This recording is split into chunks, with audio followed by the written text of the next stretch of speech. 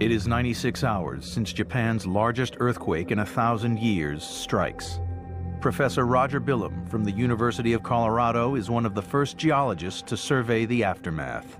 So we're flying right over the coast right now, and much of the coast has sunk about a meter.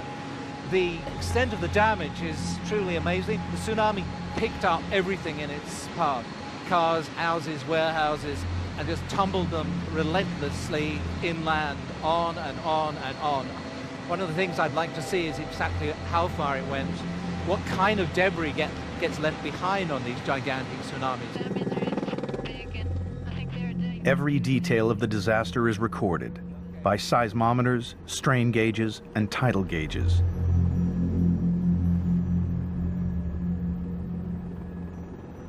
Now Billum looks to piece it all together, to find out exactly what happened and why so many lives have changed forever.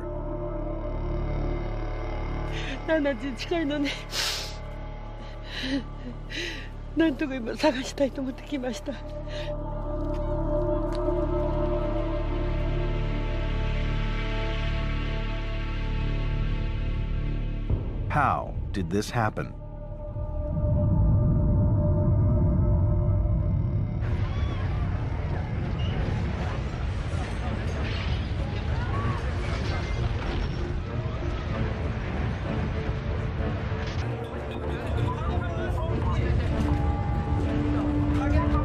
March 11th, 2011, 2:46 p.m. Japanese time. 60 miles off the northeast coast, a massive earthquake.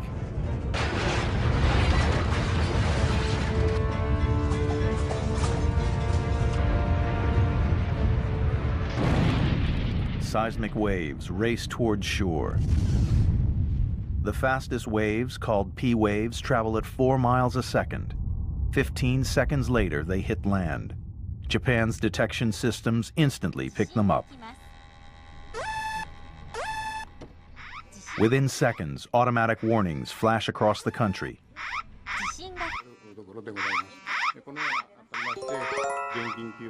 A computer-generated announcement interrupts a Japanese parliament broadcast.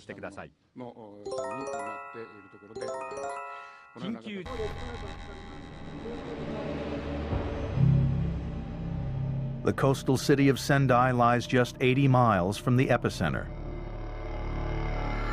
There's almost no warning before slower, more destructive seismic waves called S waves hit the town.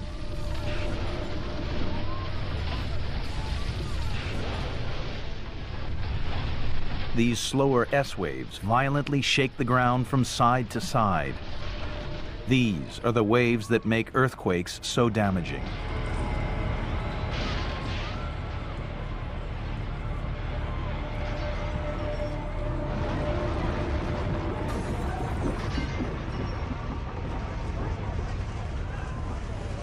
Already, northeast Japan is descending into chaos. The seismic waves travel on. 93 miles southwest of the epicenter, they slam into Fukushima Daiichi, home to an aging nuclear power station housing 6 reactors.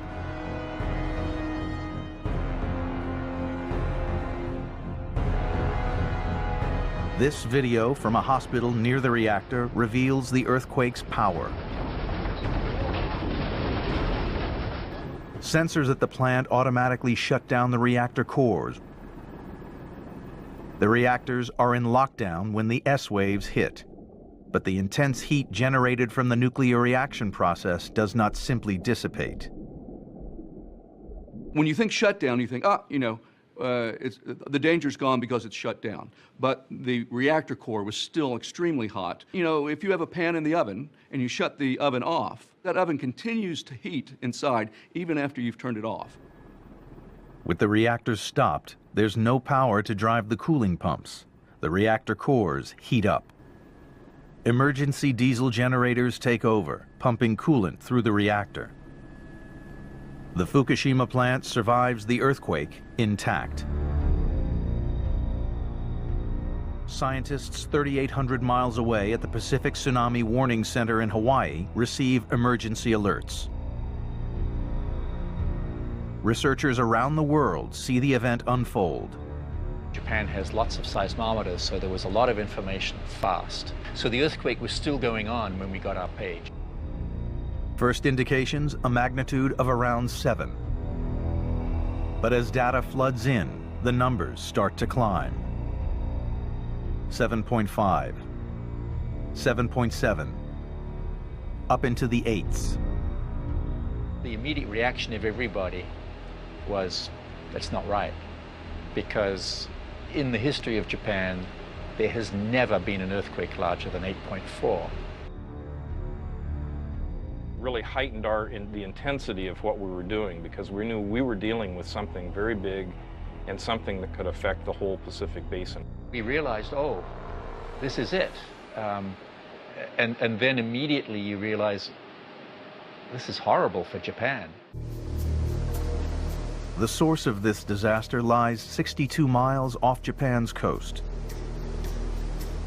4 miles below the surface, the Earth is distorting, caught in a vast slow-motion collision.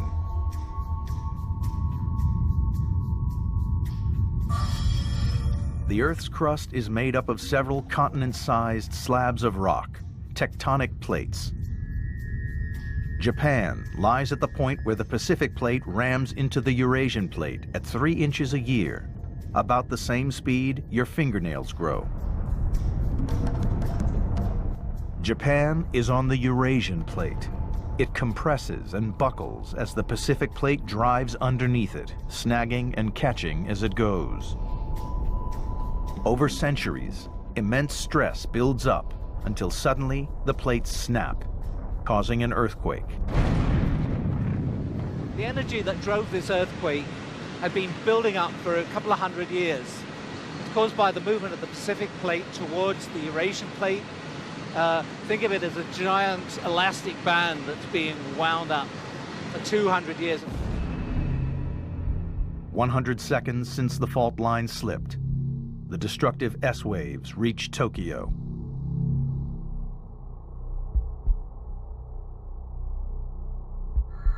Tokyo 渋谷のスタジオが非常に大きく揺れています。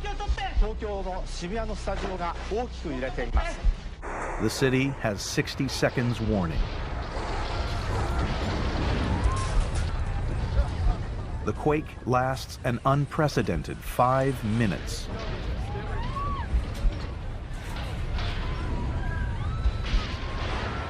An American geologist is in Tokyo.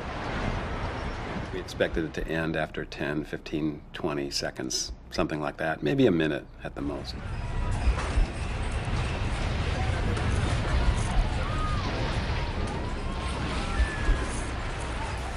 About minute 3 or 4, we were just all kind of astonished that it just kept going and going and going.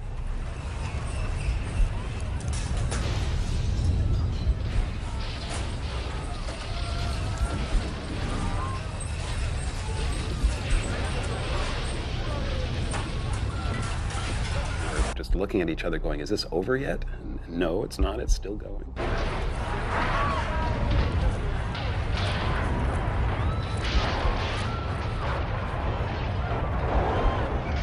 What is different about a big earthquake is that it begins, but it doesn't stop.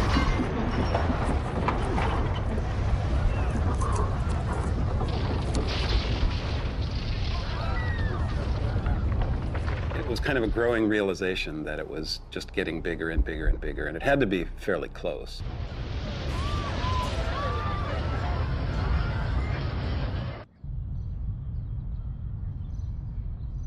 An American tourist captures the ground opening up at his feet.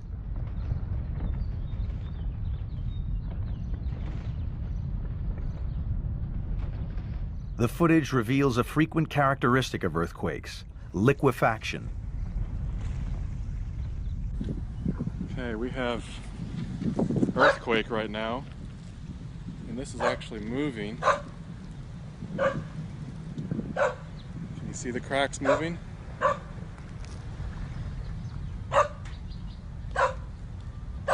That crack was not there. That crack is getting bigger and smaller, going back and forth. And there is water coming up all over in the park right now. Loosely packed and waterlogged ground near the surface starts to behave like a liquid. As the ground compresses, liquefied dirt pumps to the surface.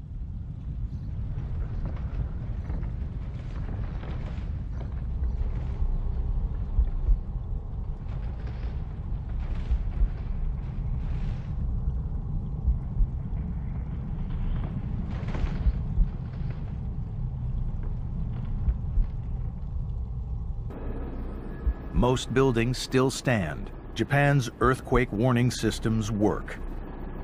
Scientists upgrade this quake to a magnitude 9, 1,000 times more powerful than the devastating 2010 Haiti earthquake. But everyone in Japan knows this is far from over.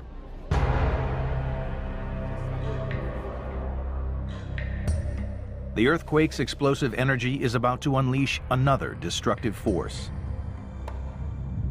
For centuries, the Eurasian plate is dragged downward by the Pacific plate grinding under it. The whole upper plate behaves just basically like a rubber block. It just compresses, and like a spring like this. And when the earthquake happens, it springs back. The upward motion thrusts a 4-mile-deep mass of water upwards.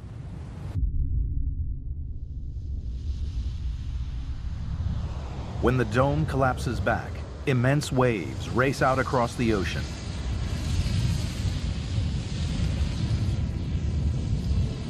Just 3 feet high and over 60 miles from front to back, the waves travel at a blistering speed. A tsunami is born.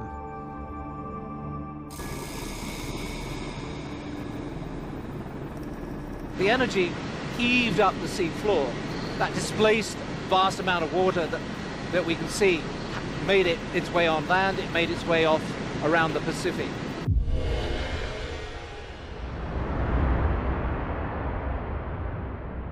One side of the wave takes off across the Pacific.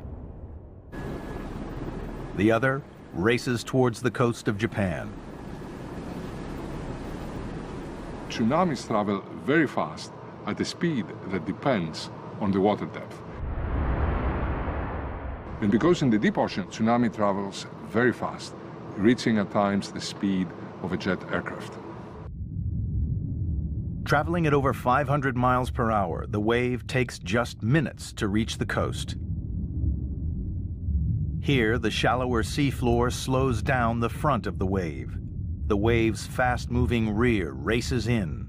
It soon catches up with the front.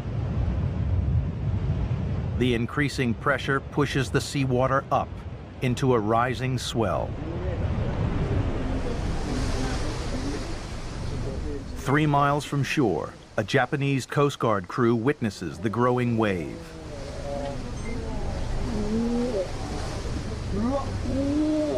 The tsunami swells up as the seafloor gets shallower. Once they crest the first wave, a second one is upon them. The crew is lucky to survive.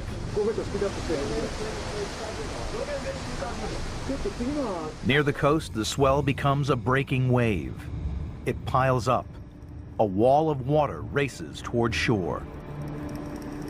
The very first thing that seems to have happened is that the sea left the land, and some of the footage we've seen shows a huge shoreline being exposed. And then the tsunami built up offshore, and the dynamics of the wave carried it inland.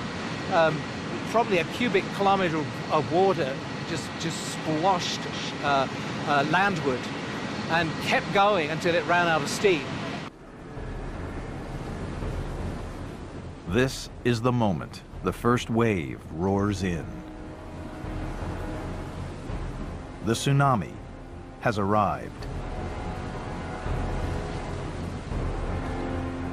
But there appears to be no clear pattern to when or where the tsunami strikes. First, it hits in the north.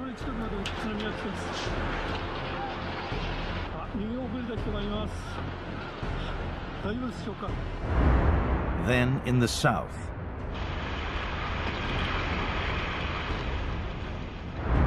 Then it strikes in the north again.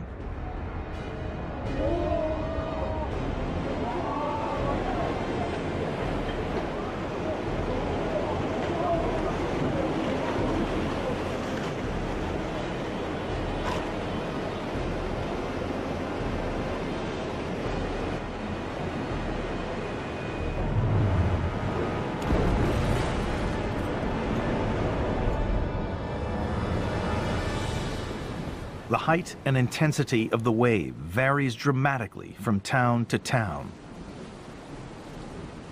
But why? Part of the answer lies in the varying depths of the seabed. The tsunami travels faster in deep water and reaches land more quickly. Another critical factor is the layout of the land. Cliffs, bays, and inlets along the shoreline help determine how a tsunami behaves.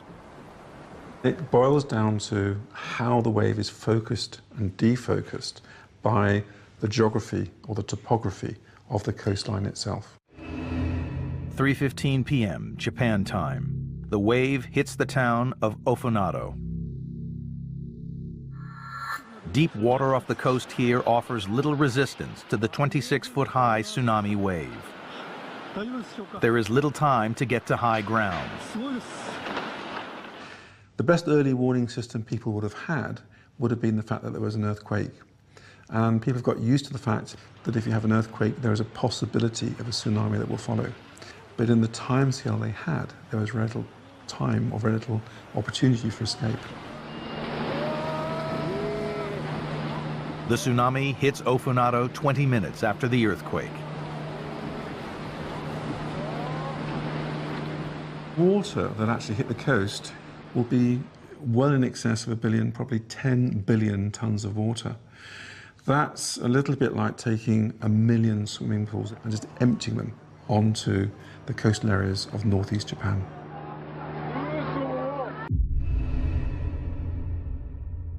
"15 minutes later, the tsunami hits Sendai, 70 miles south of Ofunado.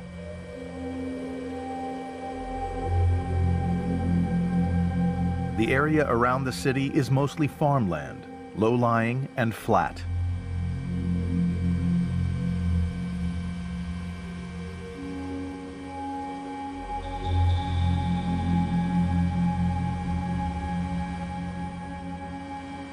The airport here is overwhelmed in minutes.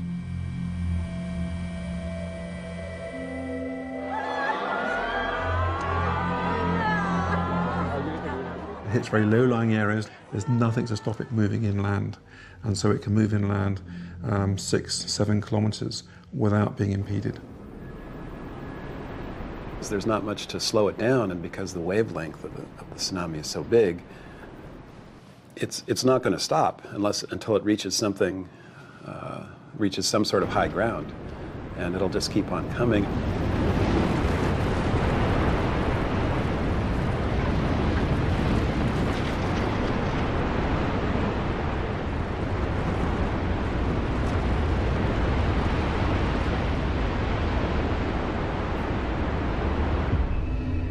Next, the wave slams the Miyako coast, 110 miles north of Sendai.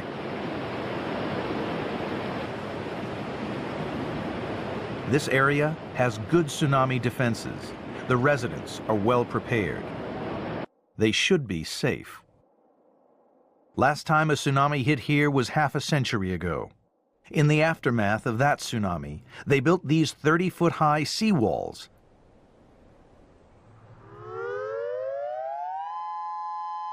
Tsunami drills are a regular feature of life. Everyone knows what to do when the sirens sound.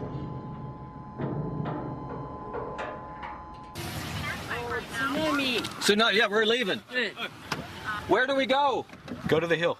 On March 11th, the sirens sound. The tsunami is minutes away. You hear the sirens? There's a hill outside of town that we're going to try to get to. Confusion rules. Some search for high ground.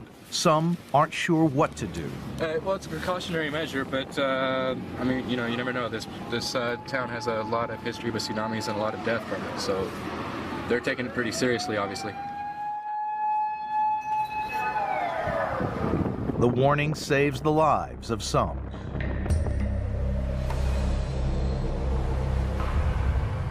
Here it comes!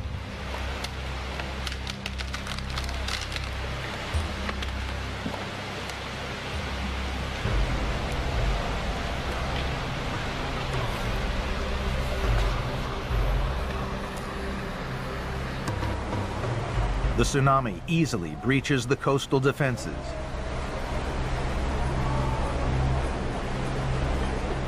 Miyako's high walls are useless.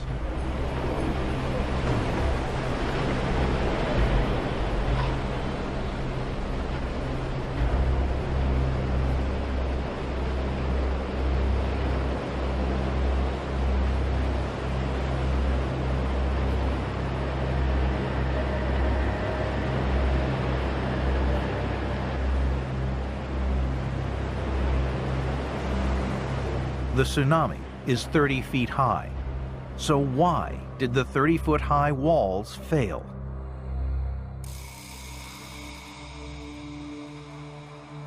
Data from thousands of sensors along the coastline suggest a stunning answer. The fact that the shoreline has actually subsided means that the sea had plenty of space to go, and it basically filled up the empty space left by the sinking. Several villages have just been completely ruined with no survivors, and the human death toll is obviously going to be up in the tens of thousands when the final count is in. The earthquake causes the whole coastline to drop by up to 3 feet, lowering Miyako's walls and making the tsunami much worse.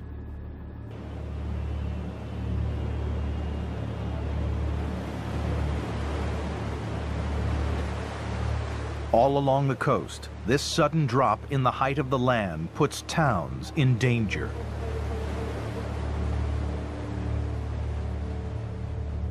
You've got the tsunami wave coming in, on top of what would be essentially a 2-meter higher vacuum of subsided land as it sweeps in, and there's not much to stop it until it hits higher ground somewhere. Fukushima's shut-down nuclear power plant is exposed. There is an 18-foot-high defense wall, but the ground has sunk several feet. The wave smashes over the wall and floods the diesel generators cooling the reactor cores. Japan, as part of its normal defenses against tsunamis, has along its shoreline a tsunami wall, and this wave of water was several times that height and just blew right past it. The coastline goes down, so do all their power intakes, and if they have a gigantic wave coming at them, it's going to short out everything electrical. Backup batteries take over to keep the pumps going. Batteries with just an 8-hour charge. The tsunami's destructive march inland overwhelms seawalls, erases whole towns, and sets Japan on the path to a nuclear crisis. And it isn't over yet.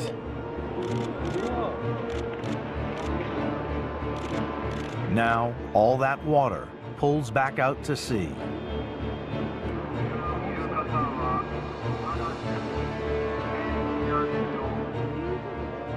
Huge suction as the wave retreats and drags the debris it's created on the way in, the cars, the lorries, the buses, the trains, the buildings, the people. And so they're sucked back out into the ocean. From miles offshore, the ocean is a churning mass of currents. Huge whirlpools form. Boats like this are no match for its power. Sadly, I think many thousands of people would have been dragged out to sea. And I suspect, tragically, we're going to find bodies washing up along the coast of Japan for some months to come.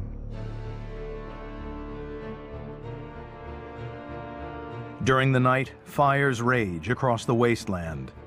Oil from factories and natural gas from ruptured lines set hundreds of square miles of debris on fire. In Tokyo, the train system is paralyzed. Millions sleep in offices and wait for dawn. 8 hours after the quake, the tsunami wave continues to spread across the ocean. Countries all around the Pacific Rim watch nervously. In Hawaii, the Tsunami Warning Center is on full alert. Very quickly we realized that this was basically the first big ocean crossing tsunami that had happened in 40 years. Will the tsunami hit Hawaii? If so, when? And how big will it be? Readings from deep ocean sensors suggest the wave is up to 3 feet high. Now that is monstrous on the deep ocean for a tsunami to be that big. And at that point we went to a Pacific-wide warning, which means another message, and now lots and lots of phone calls. State warning point. This is the Pacific Tsunami Warning Center. Hawaii issues an evacuation alert. People head for higher ground. The wave hits Hawaii.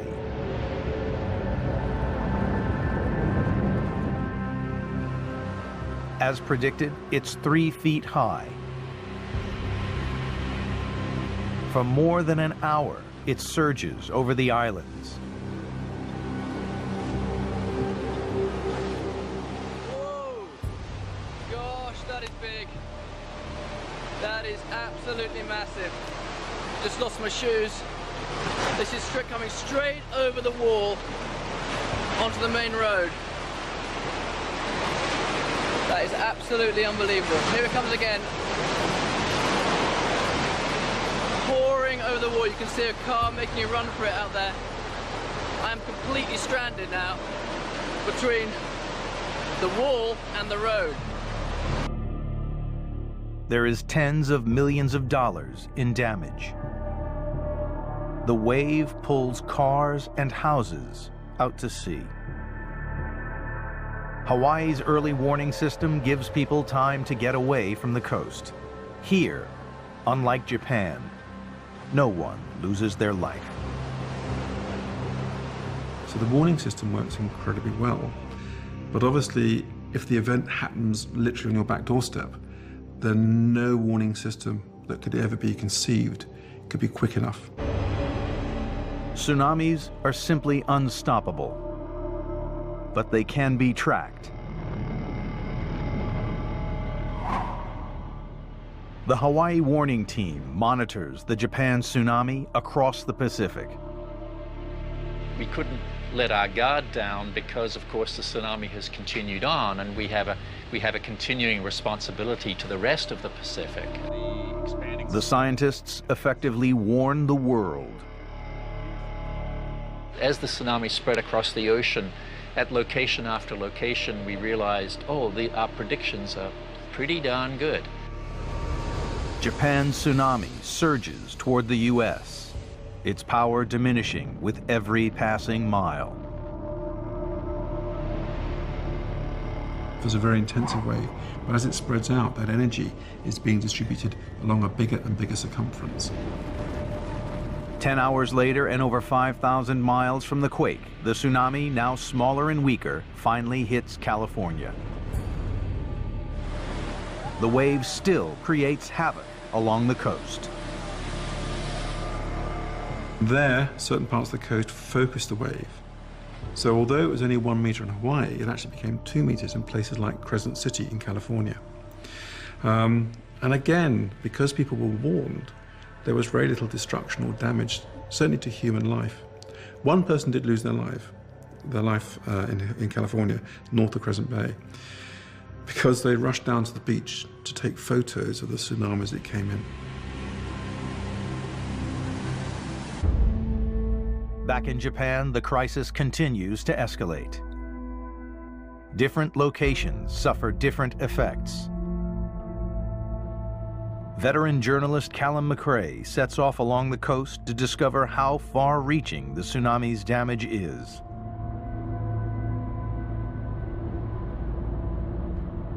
This is the isolated mountain community of Kahoku.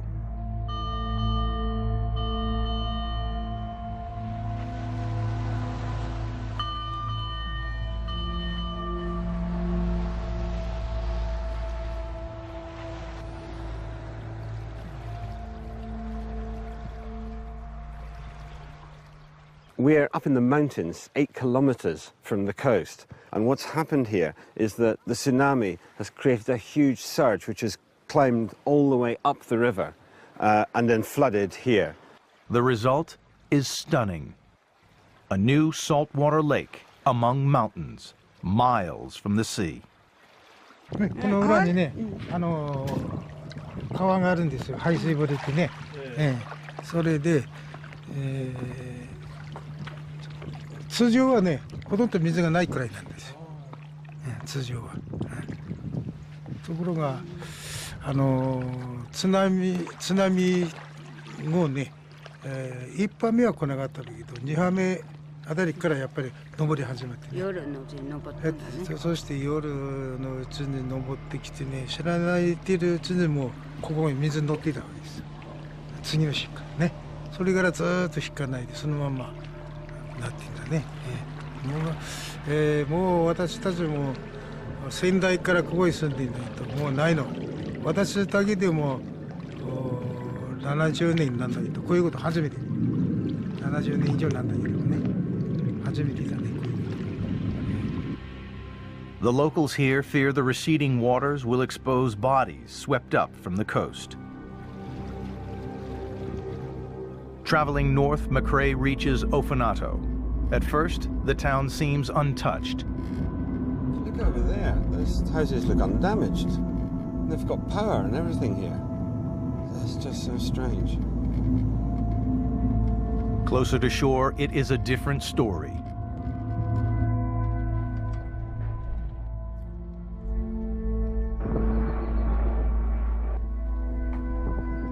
And as if Ofanato didn't have enough problems, scientists reckon that this whole area, this region, has subsided well over a metre. And in the next couple of days, the region's also expecting the highest tides of the year.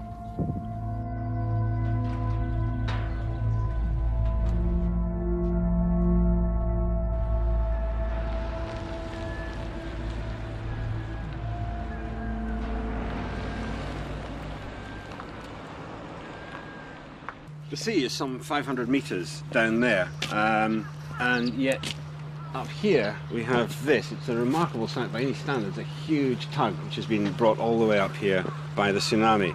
And what's remarkable about it, or what's even more remarkable about it, is that what it says about the size of the tsunami. Because the Japan Meteorological Center have just produced provisional estimates saying that the tsunami that hit this region was about 3.5 metres high. Now we're 7-8 metres above sea level here, and even given the surge, the fact that it could bring that all the way up here does suggest that the tsunami here was a lot higher than 3.5 metres. Boats, trucks, and cars are dumped on top of buildings, much higher than the recorded height of the wave.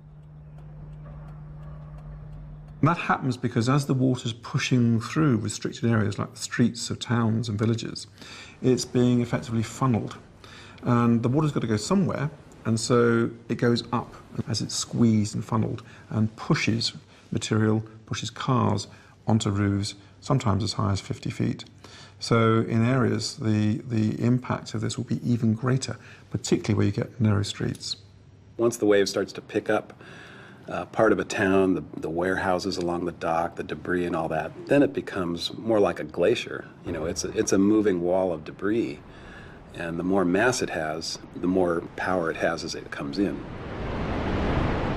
It doesn't really look like water beyond some point. It looks like the entire town is flowing in, and it is.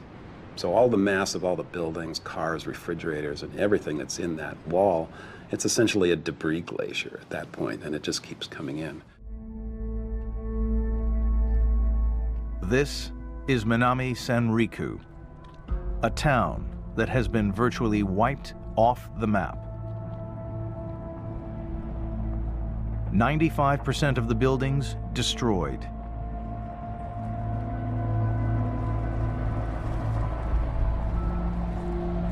Over 10,000 people, half the population, missing.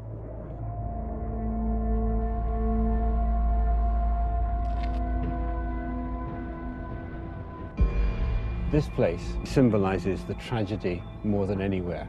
an entire town wiped out by the force of nature.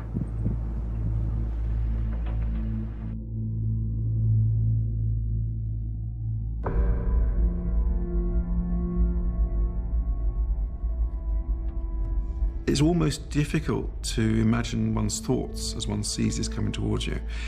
And as it hits the coast, it's then picking up all the debris, it's picking up buildings, cars and things, and you then end up with this sort of really quite horrific mass moving through towns, villages, across fields, causing complete destruction. I mean, it would be bad enough if it was only water, but because it's full of cars and you can't swim against it or flow with it or do anything, you're just like in front of a bulldozer of moving the entire town.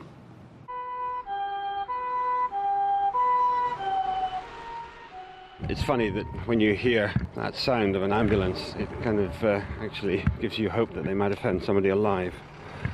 Although that must be happening fewer and fewer times between.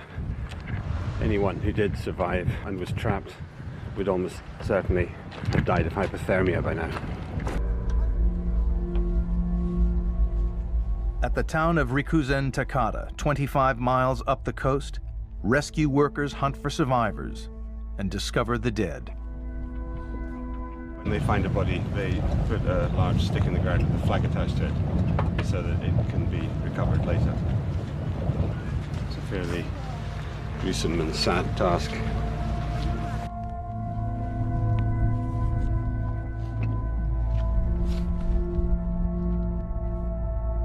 In fact, they're not just collecting bodies, they're also collecting personal mementos as well, which they find, like this.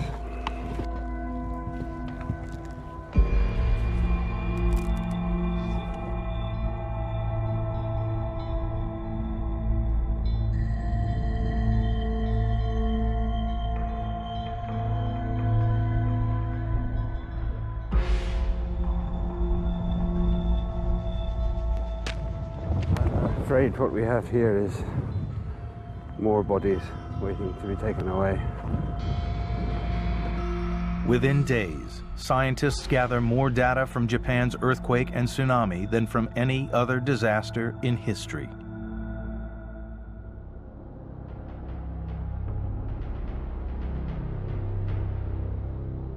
Over Tokyo, Professor Roger Billum returns from his aerial survey.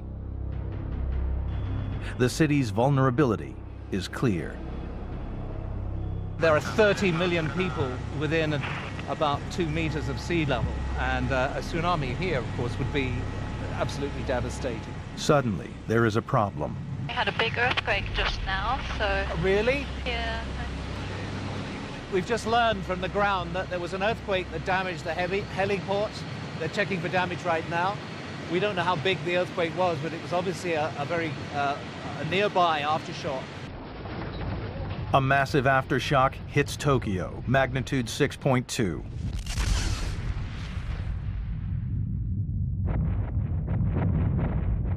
In the week that follows the main quake, there are over 500 aftershocks.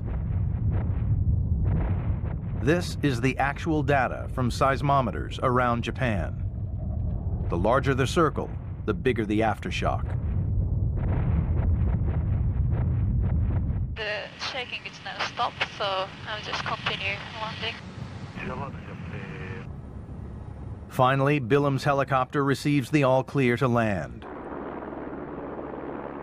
The helipad is damaged. I've noticed that the tarmac here, which should be beautifully dark everywhere, in fact stained white in places, and you can see that in fact sand has come out of this crack, and there's another one over there, another one over there. We're very close to the shoreline, and the lurching motion of the ground during the earthquake has caused the subsurface liquefied sands to come belching out on the top. Here there is evidence of liquefaction, the strange phenomenon filmed earlier. And over here is an old mud volcano. Old, it's about 3 days old. You can see how the mud came pouring out of the top there. So look, we're 200 miles from the epicenter here, and here's a crack in the heliport landing area. It continues all the way along here. You can actually see down about 3 feet in places. Splits into two here. This goes over here. You can see an offset in the in this trim around the tarmac. As the Earth's crust shatters during the main quake, new stresses spread along the fault. Relieve the pressure in one place, and it builds up somewhere else, triggering aftershocks. What you're seeing here is how those aftershocks happened over a period of about a week after the main shock. And that orange region, delineated by those orange dots, essentially gives you a feeling for the area of the fault along the plate boundary that ruptured in this event. Every aftershock takes its toll on an already frightened population. And every aftershock potentially triggers another one. That main shock was followed by hundreds of magnitude 5s and dozens of magnitude 6 earthquakes and a handful of magnitude 7s. Once you had a pattern of an earthquake happening, followed by a bigger one, you never know whether it's going to happen again. Unrelenting tremors are just one of the new realities facing the Japanese people. Hundreds of thousands are homeless. In the regional capital of Sendai, the temporary shelters are full.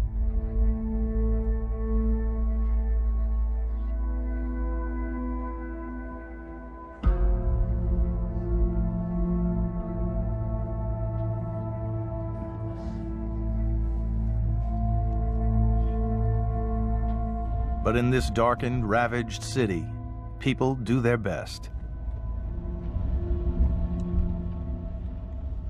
We're in Sendai, 300 or 400 meters from the shorefront in a scene of apocalyptic chaos.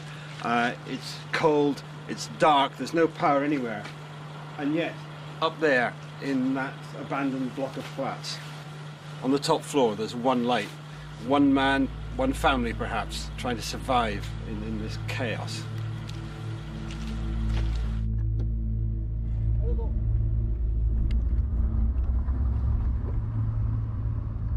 The following day, on the main road back to Tokyo, the artery that connects north and south is empty.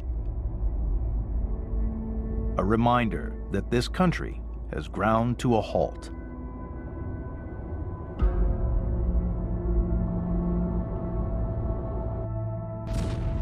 This is already one of the worst nuclear accidents in history if it stops right now.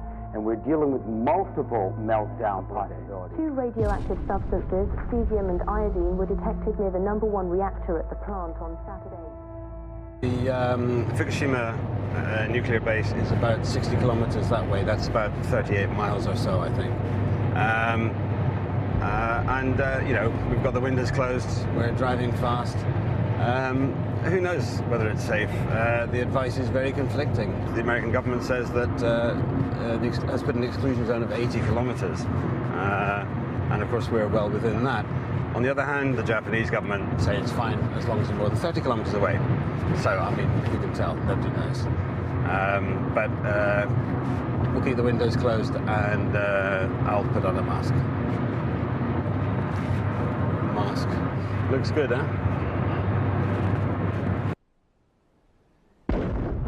At Fukushima power plant, the nuclear crisis worsens. The emergency batteries are dead. There is no power to cool the reactors. Temperatures quickly rise. Water levels drop. Pressure builds. The incredible heat of the fuel rods generates hydrogen gas. The hydrogen explodes. Desperate plant workers inject seawater into the reactors in an effort to cool them. Essentially, those plant operators at the time said, we're going to commit plant suicide. We're going to go ahead and kill these plants, knowing that they'll never work again. But that was a better option than not letting the cooling system fail and risking even a worse outcome. There's been another blast at a stricken Japanese nuclear power plant, the second hydrogen explosion in 3 days. The Japanese military use helicopters to scoop up seawater to dump on the reactors. It doesn't work. The long-term consequence of what is happening at Fukushima remains unknown. The humanitarian disaster continues. Estimates put the death toll from the quake and tsunami at over 20,000. For scientists, the analysis goes on. From all the data they have acquired, one threat is still very real. For years, experts have warned of a large quake and tsunami off the coast near Tokyo. Japan's recent disaster happens 260 miles north. But now, the fault lines below Tokyo are even more stressed. What's been expected is a slip of the Philippine plate relative to the Eurasian plate. And what has actually occurred is slip of the Pacific plate relative to the Eurasian plate. Sometimes a great earthquake will cause the next patch of the plate boundary to slip. So all eyes are on what's happening, how this earthquake has stressed the neighboring part of the plate boundary. You've got to understand this whole region is in a very high state of stress and it's ready to go. And they've been expected to go any minute. So this recent earthquake is going to have brought that closer. The question is how much closer? When an earthquake like this happens, it basically, all of the stress that it relieves in the Earth's crust essentially gets transferred somewhere else. It doesn't go away. It actually adds loading to other parts of the crust. The densest areas of population survive largely unscathed. Next time could be different. One area of extreme concern is Tokyo, the world's largest city. There could be a major event in Tokyo that would be extremely damaging to this very densely populated region. If you were going to choose somewhere to put one of the major industrial economies on the planet, that part of the Pacific Rim is not the place you would choose. It could be happening as we speak, or it might not happen for a decade. The critical thing is, has this particular earthquake shaken that region up so that it brings forward the timing of that earthquake? It's foolish to think that we can stop natural phenomena. What we've got to do is to learn to live with them and minimize the consequences when they happen and minimize also the recovery time. It's very difficult for science to protect against earthquakes and tsunamis. What science can do is help town planners, engineers to make buildings stronger, to make designs of buildings and cities more resilient. We cannot stop these things happening. We can't prevent it. We can prepare for it. Scientists believe Japan's tsunami holds valuable lessons for the U.S. One of the interesting things about this earthquake is that it's really a template for what might occur on the northern coast of Oregon and Washington. We know we are expecting an almost identical sized earthquake. Stretching from Vancouver Island to Northern California is Cascadia, a vast and volatile fault line. Here, like Japan, one plate is driving beneath another, squeezing and compressing it. Tremendous pressure builds. Cascadia could rupture in a huge magnitude 9 quake.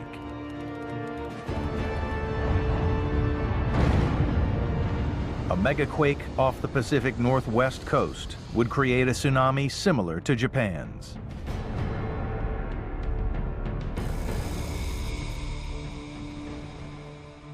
Roger Billam scans the coast of Japan for clues.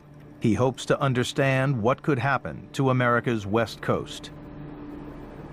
Like this coastline is long and flat. Parts of the Oregon coast are mountainous, that's not going to be a problem, but where we have flat-lying land near the shore, we've got to expect a similar effect. It's a little bit like airplane crashes. The people go in and try to figure out what happened and learn from that. And unfortunately, we learn from these disasters, but it makes people stronger for the next one. The world has seen what happened in Japan. The question is, are we prepared? We compare it to Japan, where the preparation level is higher than what we have in the U.S. And we see that the Japanese had still quite a ways yet to go. It's a little sobering. Think about how many decades of work we have in front of us just to get to where the Japanese were, and then we have to get probably beyond that as well.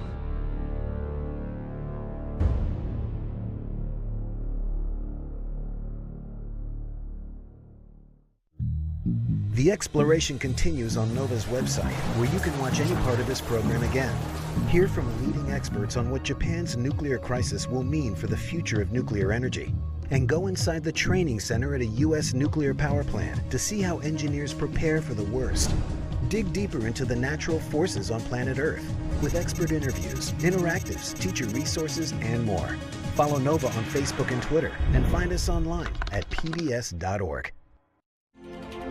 Major funding for NOVA is provided by David H. Koch and Discovering New Knowledge. HHMI. And the Corporation for Public Broadcasting. And by PBS viewers like you. Thank you. Additional funding is provided by Millicent Bell through the Millicent and Eugene Bell Foundation.